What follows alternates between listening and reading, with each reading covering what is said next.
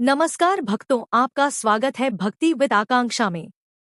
सावन का पवित्र महीना और मंगलवार का शुभ दिन, जब मां गौरी के चरणों में अर्पित होती है भक्ति, श्रद्धा और 16 श्रृंगार।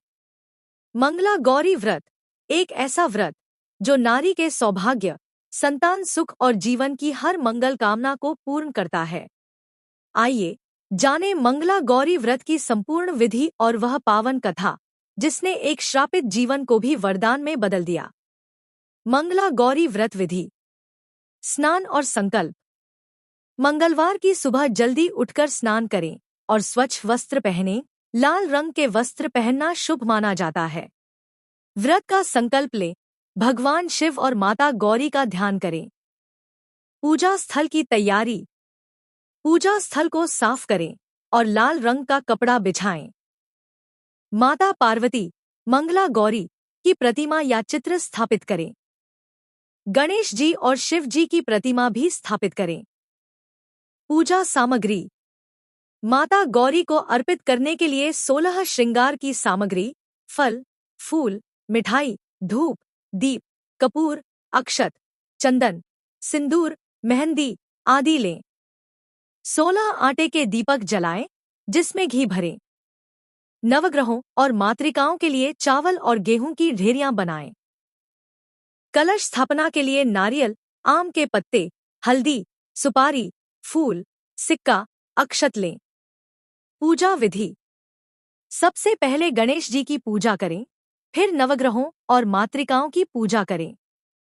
माता गौरी और भगवान शिव का गंगाजल, दूध, दही से अभिषेक करें। माता गौरी को 16 श्रृंगार, फूल, फल, मिठाई आदि अर्पित करें। घी का चौमुखी दीपक जलाएं और आरती करें। मंगला गौरी व्रत कथा सुने या पढ़े। व्रत का पालन। व्रत के दौरान फलाहार करें और सात्विक भोजन करें। तामसिक वस्तुओं से परहेज करें। अगले दिन व्रत का पारण करें। विसर्जन। 5 साल तक व्रत करने के बाद माता गौरी की प्रतिमा या चित्र को नदी या तालाब में विसर्जित करें। मंत्र। सर्व मंगल मांगल्ये शिवे सर्वार्थ साधिके, शरण्ये त्र्यंबके गौरी नारायणी नमोस्तुते, उमामहेश्वराय नम। हरि मंगले गौरी विवाह बाधा नाशय स्वाहा। मंगला गौरी व्रत कथा। एक समय की बात है, एक छोटे से गांव में एक साहूकार अपनी पत्नी के साथ निवास करता था। साहूकार धनवान था और उसके घर में किसी भी प्रकार की कोई कमी नहीं थी। फिर भी वह और उसकी पत्नी संतान न होने के कारण दुखी रहते थे। संतान की कमी उन्हें हमेशा कचोटती रहती थी। एक दिन की बात है, उस साहूकार के घर में साधु आए। साहूकार ने उनका आदर सत्कार किया और उन्हें अपनी समस्या के बारे में बताया। साधु ने साहूकार की पत्नी को सावन में मंगलवार को किए जाने वाले मंगला गौरी व्रत करने की सलाह दी। साथ में पूजा विधि के बारे में भी संपूर्ण जानकारी प्रदान की। इसके बाद साहूकार की पत्नी ने सावन माह के पहले मंगलवार से ही गौरी मंगला का पूजन व्रत रखना शुरू कर दिया। अब वह हर मंगलवार को विधि पूर्वक व्रत और पूजा पाठ करने लगी। इस प्रकार कई महीनों तक उसने वह व्रत किया। एक दिन उसकी धर्मनिष्ठा से प्रसन्न होकर माता पार्वती ने भगवान शिव से साहूकार और उसकी पत्नी को संतान प्राप्ति का वरदान देने के लिए कहा। साहूकार को उस रात स्वप्न में एक दिव्य शक्ति ने दर्शन देकर कहा कि एक आम के पेड़ के नीचे भगवान गणेश की मूर्ति विराजमान है। तुम उस पेड़ से आम तोड़कर अपनी पत्नी को खिला देना, इससे तुम्हें संतान की प्राप्ति का सुख मिलेगा। साहूकार ने अगले दिन सुबह उठकर अपनी पत्नी को इस सपने के बारे में बताया और वह उस आम के पेड़ को ढूंढने निकल पड़ा। काफी समय तक ढूंढने के बाद आखिरकार साहूकार को वह आम का पेड़ मिला जहां भगवान गणेश की मूर्ति विराजमान थी। उसने आम तोड़ने के लिए उस पेड़ पर पत्थर मारना शुरू कर दिया। पत्थर फेंकने से एक आम तो टूटकर नीचे गिर गया, लेकिन गलती से एक पत्थर जाकर भगवान गणेश की प्रतिमा को लग गया। इससे भगवान गणेश क्रोधित हो गए और उन्होंने प्रकट होकर उस साहूकार को श्राप देते हुए कहा कि हे स्वार्थी मनुष्य, तूने अपने स्वार्थ के कारण मुझे चोट पहुंचाई है। तुझे मां पार्वती की कृपा से संतान की प्राप्ति तो होगी, लेकिन उसकी मृत्यु 21 वर्ष की आयु में ही हो जाएगी। यह सुनकर साहूकार बहुत घबरा गया और वो वापस घर चला गया। उसने वह फल अपनी पत्नी को खिला दिया और किसी को भी इस घटना के बारे में नहीं बताया।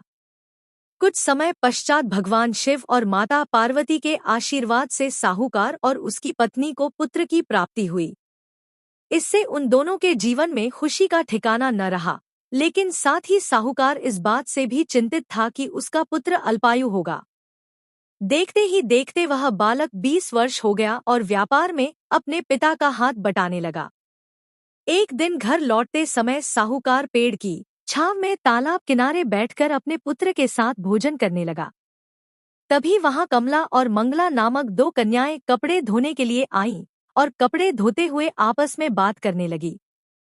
कमला ने मंगला से कहा कि मैंने इस सावन मास में प्रत्येक मंगलवार को मंगला गौरी व्रत रखने का निश्चय किया है।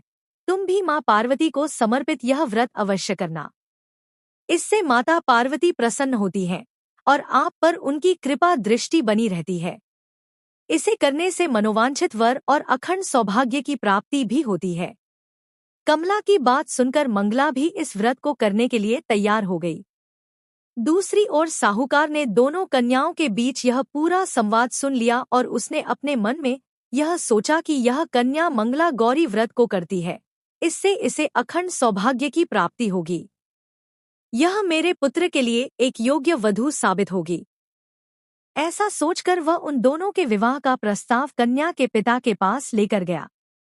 साहूकार की गांव में प्रतिष्ठा और मान होने के कारण कमला के पिता अपनी पुत्री का विवाह साहूकार के लड़के से करवा देते हैं। विवाह के पश्चात भी कमला विधिपूर्वक मंगला गौरी का व्रत रखना जारी रखती है। उसके इस भक्ति भाव से प्रसन्न होकर माता पार्वती एक दिन उसे स्वप्न में दर्शन देती है और कहती है कि मैं तुम्हारी भक्ति से अत्यंत प्रसन्न हूँ, इसलिए तुम्हें अखंड सौभाग्य का वरदान देती हूँ। लेकिन तुम्हारा पति अल्पायु है, इसलिए अगले महीने मंगलवार के दिन एक सर्प तुम्हारे पति के प्राण लेने आएगा। तुम उसके लिए एक प्याले में मीठा दूध रख देना। उसके पास एक खाली मटका भी रख देना। सर्प दूध पीकर उस मटके में चला जाएगा और फिर तुम उस मटके को ऊपर से कपड़े द्वारा ढक देना। अगले मंगलवार को कमला ने माता पार्वती की बात मानकर एक प्याले में मीठा दूध रख दिया और पास में एक मटकी भी रख दी। सर्प ने आकर दूध पिया और मटकी में जाकर बैठ गया। कमला ने उस मटकी पर कपड़ा बांधकर उसे जंगल में रख दिया। माता पार्वती की कृपा से कमला के पति के प्राण बच गए। इस प्रकार मंगला गौरी व्रत के पुण्य फल से साहूकार का पुत्र श्राप मुक्त हो गया। जब कमला ने घर में सबको इस चमत्कार के बारे में बताया तो सभी आश्चर्यचकित रह गए। इसके बाद साहूकार और उसकी पत्नी ने अपने पुत्र और पुत्र वधू को आशीर्वाद दिया और पूरा परिवार सुखपूर्वक जीवन व्यतीत करने लगा। अगर आपको यह कथा पसंद आई हो तो वीडियो को लाइक करें, चैनल को सब्सक्राइब करें और कमेंट में लिखें। जय मंगला गौरी, जय मां पार्वती।